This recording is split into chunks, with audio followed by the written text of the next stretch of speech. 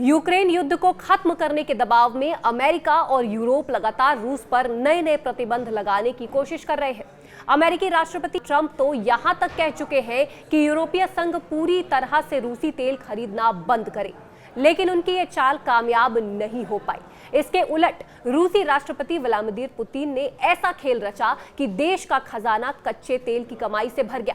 एक रिपोर्ट के मुताबिक रूस का समुद्री कच्चा तेल निर्यात 21 सितंबर तक के 28 दिनों में औसतन 36.2 लाख बैरल प्रतिदिन तक पहुंच गया। ये मई 2024 के बाद का सबसे बड़ा आंकड़ा है।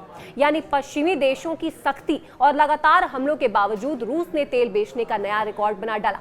यूक्रेन की तरफ से किए गए ड्रोन हमलों ने रूस की कई तेल रिफाइनरियों को नुकसान पहुंचाया। इसके कारण उत्पादन घटकर 50 लाख बैरल प्रतिदिन से नीचे चला गया, जो अप्रैल 2022 के बाद का सबसे कम स्तर है।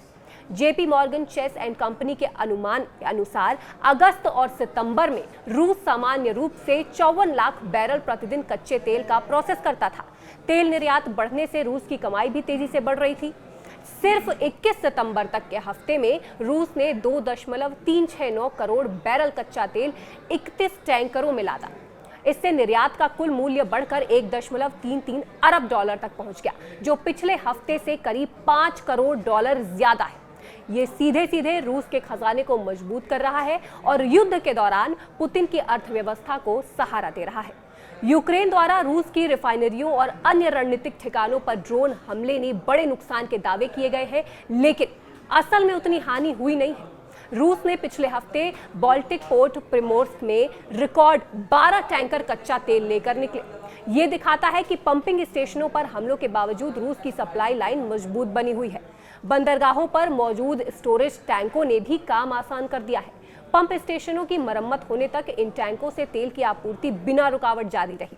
रूस ने अपनी रणनीति में भी बदलाव किया। रिफाइनिंग कम होने के बाद भी रूस ने कच्चे तेल को घरेलू खपत में लगाने के बजाय सीधे निर्यात टर्मिनलों पर भेज दिया। इससे विदेशों में कच्चे तेल की आपूर्ति और बढ़ गई और रूस की जेब भी भर गई। डोनाल्ड ट्रंप बार बार दबाव बना रहे हैं कि यूरोपीय संघ पूरी तरह से रूसी तेल खरीद बंद करे, लेकिन ऐसा होना अभी मुश्किल है। हंगरी और स्लोवाकिया जैसे देश रूस के तेल पर निर्भर हैं और वे इस फैसले का विरोध कर रहे हैं। इसी कारण से यूरोपीय संघ प्रतिबंध लगाने के बावजूद अब टैरिफ जैसे व्यापारिक उपायों पर विचार कर रहा है। ये भी पुतिन के लिए राहत की बात है, क्योंकि इसका असर सीमित होगा।